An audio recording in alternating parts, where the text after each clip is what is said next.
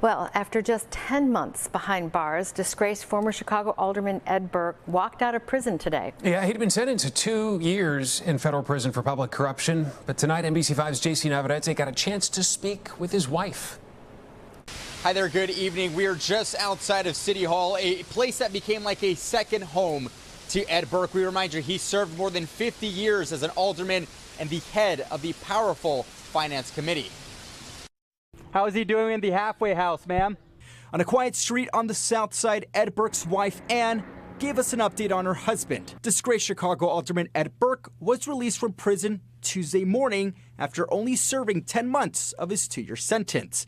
Burke is getting credit for time served under the First Step Act. Part of the early release comes under new guidance from the Bureau of Prisons. There's no preferential treatment. This is a new dawn in the Bureau of Prisons. All day, we made attempts to interview Burke. We got glimpses of his wife, the former Illinois Supreme Court Chief Justice, as she arrived at the halfway house at around 5 p.m. And again, when she returned home. Burke, now 81 years old, will spend the remainder of his sentence in a much different setting, in his own home, under electronic monitoring. Not as though he's getting a free pass and is out and is able to, go out to dinner and spend time with friends. So I imagine he'll be spending the majority of his time in his home with his family. I had a chance to speak to Ann Burke. She declined my interview, but told me Ed was doing okay and looking forward to being home soon. Burke began his civil service career as a former Chicago police officer.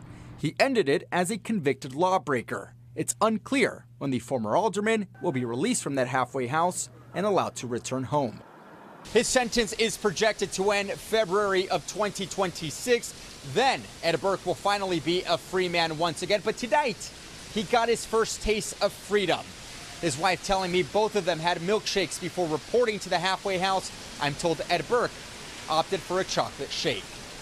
JC Navarrete, NBC5 News.